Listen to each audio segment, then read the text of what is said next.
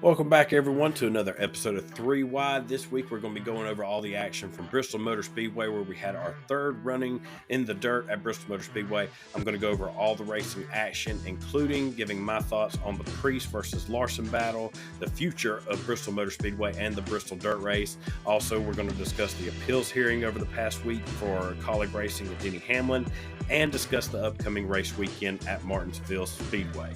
So y'all sit back and enjoy this episode of 3 Wide.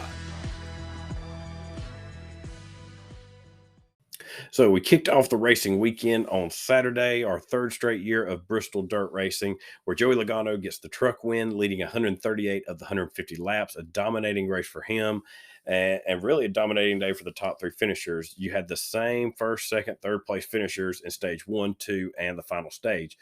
Joey Logano first, Ty Majeski second, and William Byron third. Now, wasn't a whole lot going on in this race. Obviously, you only had 3 different leaders, 4 lead changes in total. With Ty Majeski, Joey Logano, Matt DiBenedetto being the other leader after staying out at the end of the stage.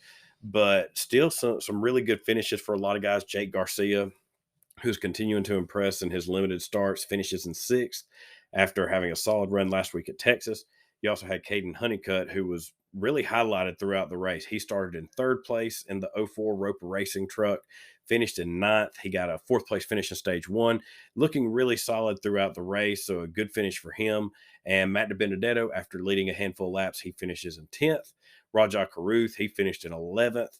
And Dean Thompson, who came back from his terrible crash last weekend at Texas Motor Speedway, comes back with a 12th place finish. Haley Deegan 13th, Jonathan Davenport making his NASCAR debut, the Dirt Series legend, finishing in 14th. A good run for him. Surprisingly, Chase Purdy, he didn't come away with a solid finish. He finished in 28th. He was having a decent night until getting caught up in back-to-back incidents. So didn't really get the finish he probably should have had. But still, Chase Purdy has been impressive so far this season in that 4 truck. I'm really been impressed with not only Chase, but also Jack Wood, who's getting a handful of starts as well with Kyle Busch Motorsports. They are making the most, I believe, of this being with the top team in the truck series. But Logano, he kicks off the race weekend. He's won the first running of the Cup race at the Dirt back in 2021. So he comes out and really steals the show and impresses in his Truck Series win. And on Sunday, we had the Cup Series on Easter Sunday taking to the track. Now, Christopher Bell came away with the win, his first of the season. And while this was the best dirt race so far at Bristol that we've seen, there's only been 3 so far. I believe it is time to now shelf the Bristol dirt race. Time to go back to the original Bristol Spring date where it was run on the pavement. I think that will bring a lot of benefits to the sport. I'm not against NASCAR running on the dirt or seeing dirt races. I just think it should be at an already established dirt track, much like Knoxville or Eldora. And those are the 2 main tracks that you will hear named just because, as I said, they're very well established, very prominent in the dirt community. And also, I believe the legitimate ones that can hold a NASCAR Cup race. And when this dirt race at Bristol started, it was a good idea. It was some outside of the box thinking, and it injected some new life into the spring date for Bristol. You could see the crowds before they started. It was really dying off. But this whole new dirt track, this novelty gimmick of a race, it attracted a lot of interest from me included. And I feel like each race has improved. However, I think it's time to go back to the original layout with the new short track package. If it continues to impress, and we'll find out here soon at Martinsville this upcoming weekend, and especially when they return to Bristol in the fall, I think that will inject some new life back into the concrete pavement layout at Bristol Spring Race. And also, I think it'll bring a lot of fans back out to see the old Bristol back in the spring. I do believe for the future of this spring race for Bristol Motor Speedway eventually will go away. I think this is a bridge date until they can get the Nashville Fairgrounds race approved. It keeps it in that Tennessee market, and it also, again, injects new life into this date. It'll attract fans from all over. It's going to be a huge deal when they go back to the fairgrounds. It's just got to get through this long approval process. So why not go ahead and make the switch back to the original Bristol, get the most out of it that you can before this date is taken away. And you heard drivers throughout the weekend that they sound like they're over it. They're ready to get back to the way it was. Drivers like Kyle Larson, Denny Hamlin, Bubba Wallace, including dirt track legend Jonathan Davenport, even was discussing it. Jonathan said in his post race comments that this race is a lot of fun. He would love to do it again, but it is a novelty. It's just not true dirt track racing. These cars don't drive like regular dirt cars. They don't belong on the dirt, which is, there's a lot of fact there. He wasn't trashing NASCAR or the Bristol dirt race, really, but fans were, of course, quick to jump on it, saying, well, why come over here if you're just going to bash the sport? You can learn a lot from these guys who are crossing over into the sport. Jonathan brings a lot of knowledge of the dirt racing community to this race. He didn't just, slam NASCAR or anything. He said it himself, it was a lot of fun. He'd love to do it again. So just pump the brakes there on his comments, listen to what he's saying in, his whole interview, not just, a soundbite of it. It brings a lot of information out. And you had drivers like Bubba Wallace talking about this being a gimmick race. He's not wrong there. I mean, what do you when you lay dirt over a perfectly good racetrack to try and attract attention and bring in back in the crowd, that is a gimmick. So, like I said, I'm not against dirt racing. I just think it could be better served instead of pouring dirt all over one of the better tracks that are on the schedule. So, hopefully, we see better racing in the fall with this new short track package when they come back to Bristol. And Marcus Smith, he had an interview over the weekend, and he did not say anything about next year being run on the dirt again. Whereas last year, they went ahead and announced it, going ahead and trying to get these ticket renewals going. They've been pretty quiet on it so far, and that leads me to believe that this may truly be the end of the Bristol dirt racing experience. And I'm okay with that. I think this was a fun deal, but eventually, when you do something like this novelty type race, it's time to move on and get back to business. I applaud them. I applaud NASCAR for taking the chance from the get go to do this, and they have consistently improved this race each year. I just, like I said, I think it's time to move on and go back to the original Bristol race. Now, we did see some excellent racing Sunday. They had more passes than we've seen before at the other two Bristol dirt races. There were less lead changes, but still a lot of good racing going on through the pack. And the best head to head that we saw was Ryan Preece and Kyle Larson. They got into a little bit of a scuffle where Ryan Preece was trying to get a run on the outside of Larson coming out of turn 4. Larson rides him up into the wall, and in the next caution, Ryan Preece showed his displeasure, going up and on both sides of Larson, showing he did not appreciate that move. And it took a little while. It was pretty on later on in the race. You saw Ryan Preece finally get his payback, and Ryan Preece is a no nonsense kind of driver. He lets it be known that he does not want to be raced like that. He has come up through the modified series, working on his own car. He doesn't want to see his equipment get messed up. And you remember last year, his deal with Carson Hocevar, how he raced. Ryan Preece is definitely not a guy that wants to be raced like that. So Ryan Preece gets on the inside of Larson, going out of turn 2, and rides Larson up into the wall. And they beat and bang coming out of the corner a little bit. They get a little space between them, and you see Larson come back down the track. Now, this is where the debate gets a little heated. Some fans are saying that Larson's car broke. He had no control. That's why he went down there and made contact with Preece. Others are saying that it was intentional. Either way, Larson made contact again with Preece going down the back straightaway, wound up spinning himself out, putting himself into the wall, and pretty much ending his night there. Now, where I fall in the debate of was his car broke or was it intentional, I lean more towards the deliberate side. I think Larson, while his car obviously was in a mess, he probably did have, broken toe link or steering was probably off. I, I think he went down there to try and resend a message and possibly try to take Ryan back out. Unfortunately, it bit him. And the reason I think that is you see him come off the wall, drive back down pit road, come across the track, pull perfectly into his pit stall. Granted, he wasn't at race speed, but still he did have some control over his car.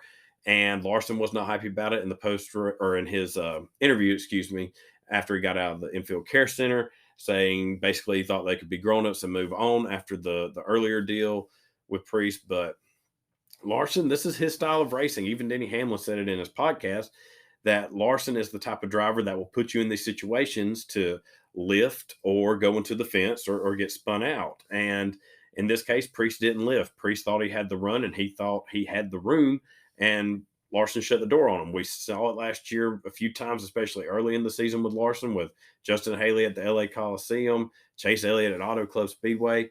And I give props to Preece for sticking to his word, because a lot of these guys, they will say, I'm going to get him back, or somebody needs to go bust him in the mouth, or whatever they say when they're mad. And a lot of times nothing happens. Preece followed through with it.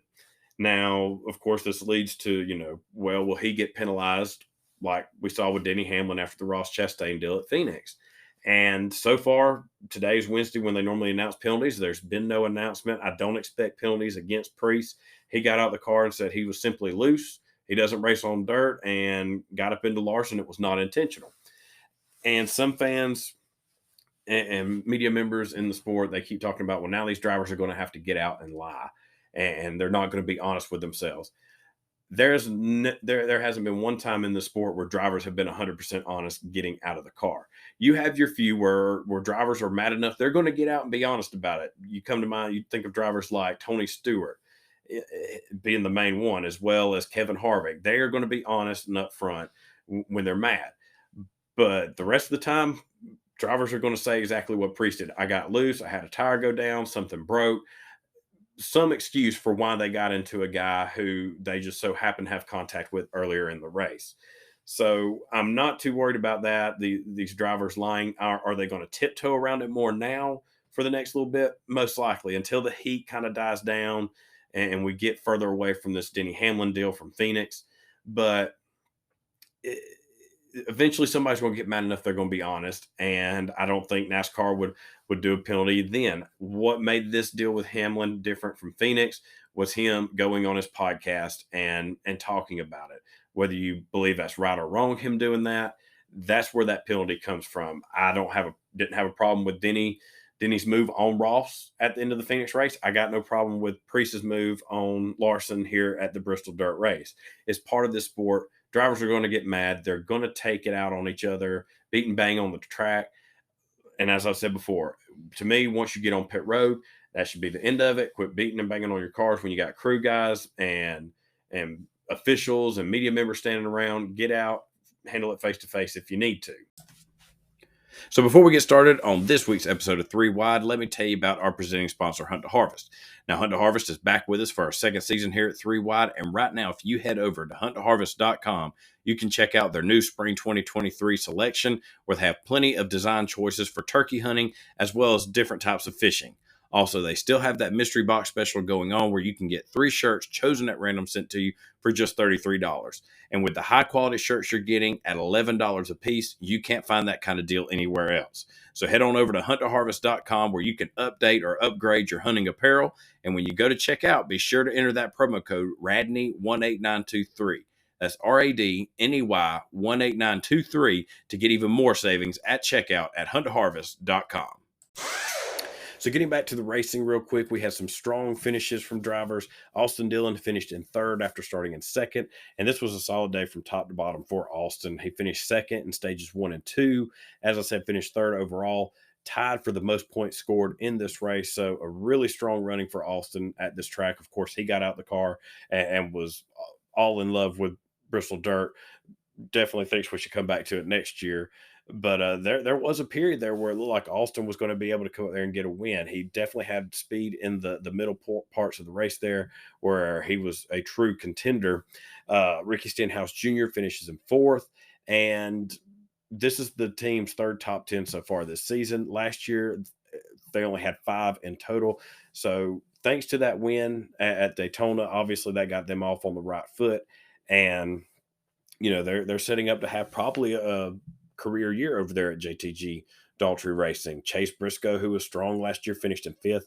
Justin Haley scored points as well in the top 10 in both stages, finishing in 9th, and comes away with a 6th place finish. A much needed strong run for him in that brand new Tide ride.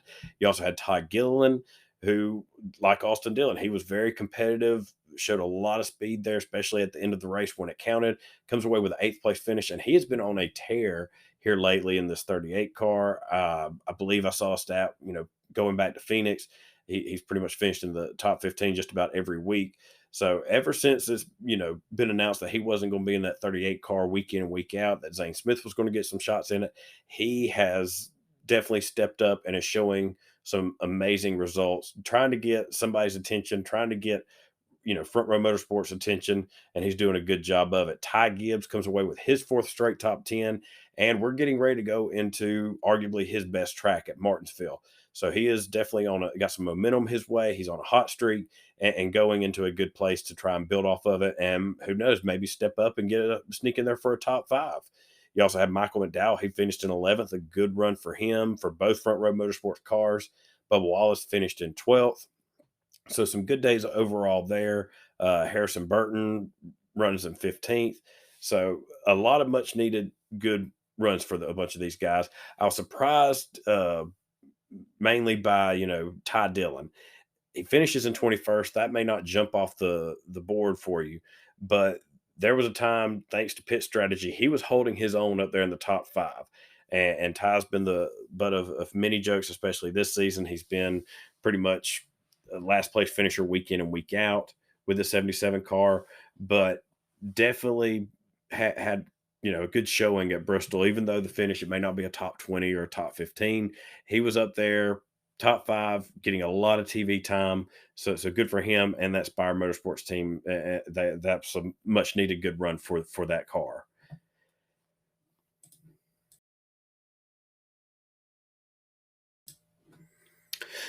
So now for some kind of off the wall topics, a couple things that stuck out to me over the past week. I felt like we could discuss the Chicago Street Course. This is a race already surrounded. I don't want to say in controversy, but right now, but we'll say drama. Uh, a lot of the Chicago aldermen and several people within I guess, the city council, you could say, do not seem to be very excited about NASCAR coming to town. They're, past week is talking about how much this was going to affect traffic in that area for the length of time it was going to be, how much of a headache it's going to be. And just the closer we get to this event and the more negativity that's coming out of it from the city itself, I feel like this is going to be a one and done for the Chicago Street Course. Looking at the layout, I'm going to stay positive. I hope it puts on a great race, but with some of these sharp corners, it's a little worrisome. Say we get a big accident, it's going to clog up the whole track, and it's going to be the front page news, especially up there in Chicago. It's not going to be a good look. So I think this is just going to be a one and done. Now, whether they take this to another big city and try to do another street course, it's tough to say. It's funny that you got the Chicago people complaining about traffic and all, but whenever you do a street course, this is what you're going to run into. You look at Formula One, like when they go to Las Vegas, they're talking about the same thing, only it doesn't seem like people are, as much up in arms about it. So I don't think this will be a street course that they're going to come back to. Me personally, this is one where I wish they'd go back to Road America. This Road America is a place where NASCAR is loved. They packed out that place to see them race, to see any racing. I feel like that was a good spot for NASCAR to be at. They put on phenomenal races there. And if you're not going to run July 4th weekend, run at Daytona, the night race, I felt like Road America, that's a pretty good alternative to it. Road America being in the heart of the nation, and it still had that kind of 4th of July feel to it.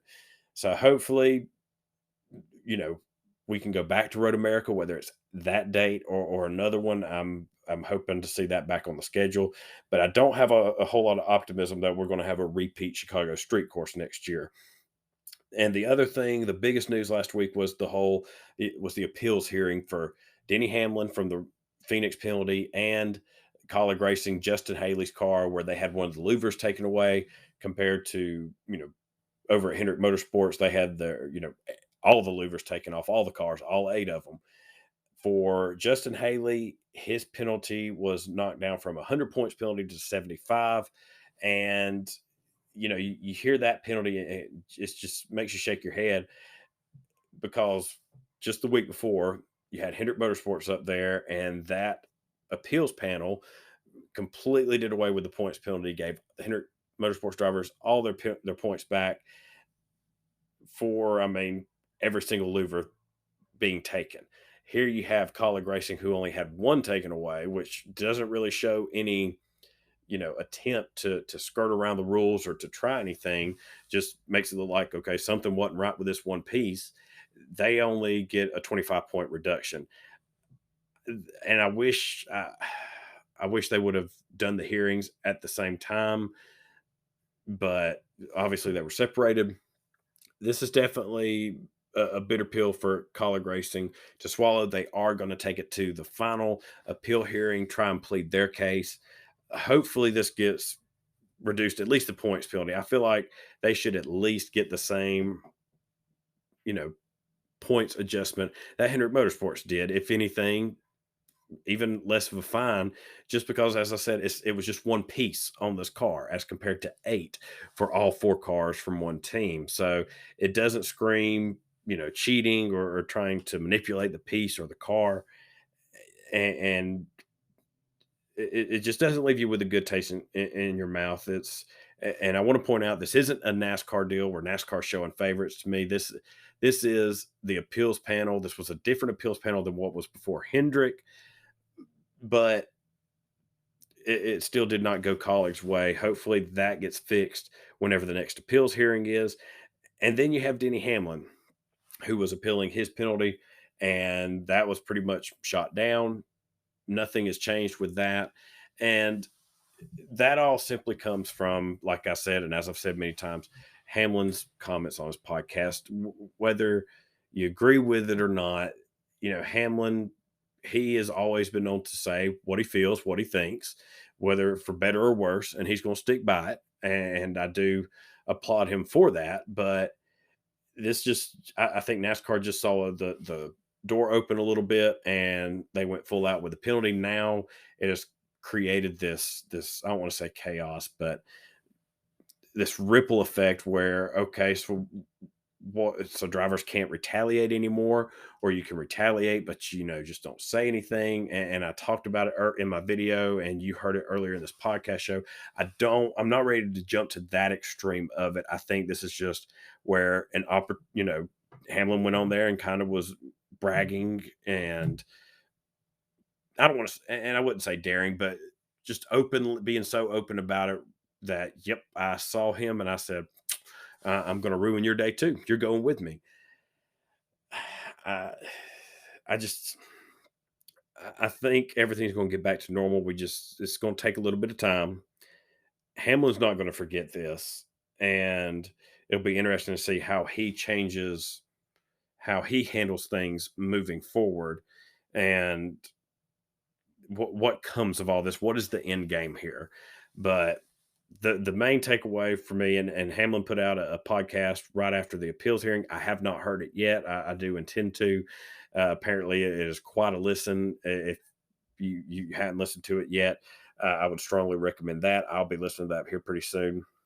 Gives you kind of from what they say, behind the curtain look at how the appeals hearings go. The biggest loser, I think, of all this, though, is Colleague Racing. I think they should have been given the same adjustment as Hendrick Motorsports.